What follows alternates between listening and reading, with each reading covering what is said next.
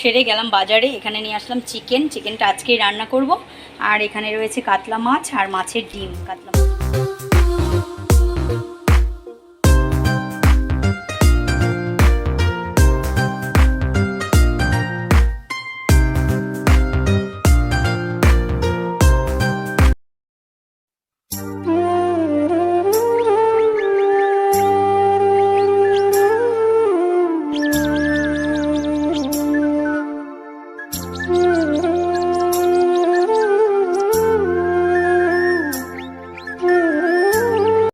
Hello বন্ধুরা, good morning, welcome back to my channel পিয়াজ lifestyle. কেমন আছো তোমরা? আশা করছি সবাই খুব ভালো আছো, সুস্থ আছো। আর আমিও ভীষণ ভালো আছি। আর আজ কিন্তু সকাল সকাল ঘুম থেকে উঠেই আমি আমার ব্লগটা স্টার্ট করে দিয়েছি। আজকে আমি শেয়ার করব আমার ডাইনিং রুমটা আমি কিভাবে ডিপ ক্লিন করি। তো তোমরা দেখতে থাকো কন্টিনিউ। আই হোপ তোমাদের আজকে ভিডিওটা খুব ভালো লাগবে। আর যদি ভালো লাগে অবশ্যই কিন্তু লাইক কমেন্ট শেয়ার করতে হবে। আর যারা ফেসবুক পেজ থেকে দেখছো ভিডিওটা, তোমাদের কাছে ভিডিও ভালো লাগলে পেজটাকে অবশ্যই ফলো করো আর ভিডিওগুলো বেশি বেশি করে শেয়ার করে দিও। তো বন্ধুরা, আমি কিন্তু আজকে একটু সকাল সকাল উঠে গেছি ঘুম থেকে, কারণ সোনার স্কুল নেই বলে আমি রোজ একটু বেলা করে উঠি, বাট আজকে একটু সকাল সকাল উঠেছি কারণ ডাইনিংটা আমাকে পরিষ্কার করতে হবে আজকে। আর সকালবেলা উঠে সবার আগে সোনাইকে মুখ টুক ধুইয়ে বাইরে আমি ম্যাগি করে দিয়ে এসেছি। ও বাইরে বসে ম্যাগিটা খেয়ে নিচ্ছে।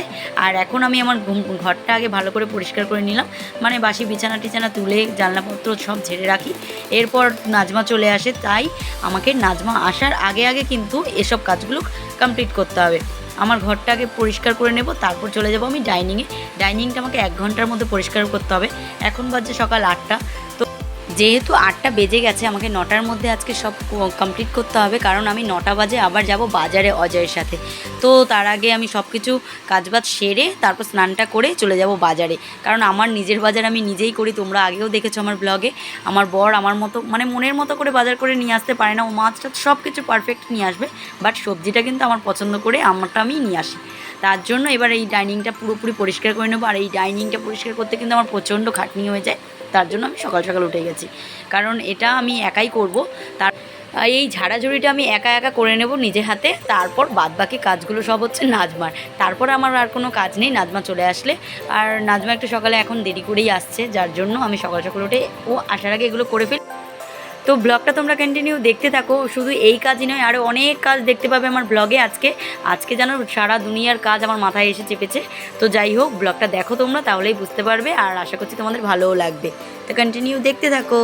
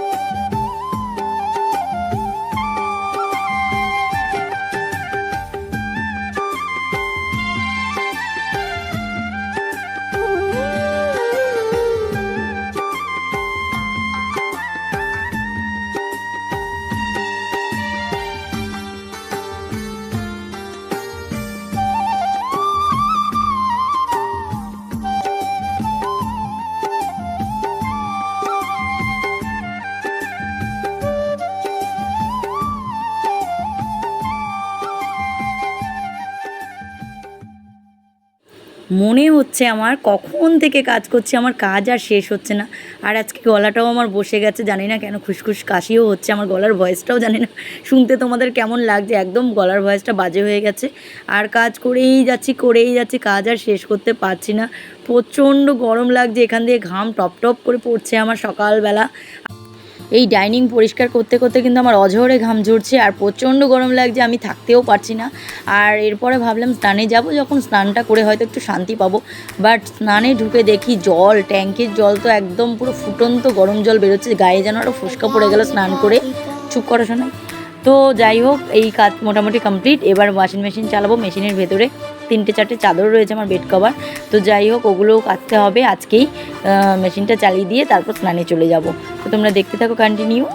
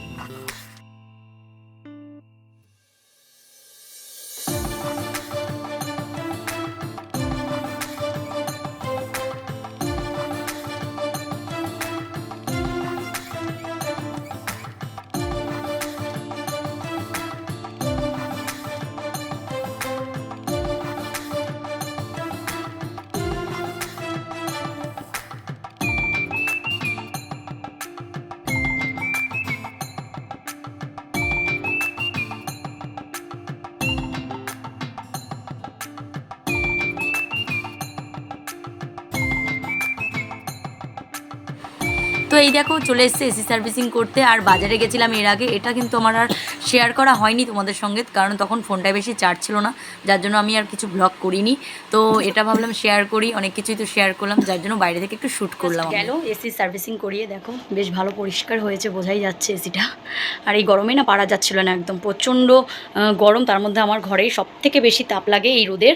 তারপর হচ্ছে এসিটা সার্ভিসিং করানো খুবই প্রয়োজন ছিল, কারণ দুপুরবেলা একদমই ঠান্ডা হচ্ছিল না ঘরটা, প্রচণ্ড কষ্ট হচ্ছিলো এই কদিন দুপুরে।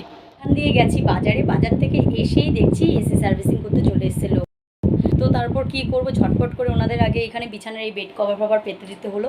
তো এগুলো করে দিলাম, জল দেয়া, মানে প্রচণ্ড প্রেশারে পড়ে গেছে। আমি ওই টাইমে এসে 1 সেকেন্ড দাঁড়াতে পারছি না, জলও খাইনি আমি এসে বাজার থেকে, প্রচণ্ড পাইনি। এসে এখান দিয়ে এসেছি সোনাইকে পড়াতে ম্যাম, তো সোনাইকে ম্যাম এ ঘরে পড়াচ্ছিল, এ ঘর থেকে দিয়ে গেছিলাম পাশের ঘরে, বললাম পাশের ঘরে নাচবারও কাজ হয়ে গেছে। তারপর এখান দিয়ে এসি সার্ভিসিং করলো। এবার দেখো ঘরের অবস্থায়, দেখো সব জল টল নোংরা টোংরা এখানে পড়ে রয়েছে, এগুলো আমাকে আবার পরিষ্কার করতে হবে। ওখান দিয়ে রান্নাও নিয়ে আসলাম, চলো সেগুলো একবার তোমাদের সঙ্গে শেয়ার করে তারপর ব্লগটা এন্ডিং করবো। আর মানে অনেকটা বড় হয়ে গেছে ব্লগটা, আই হোপ তোমাদের এবার ভালো লাগবে না, দেখতে গোছাতে হবে।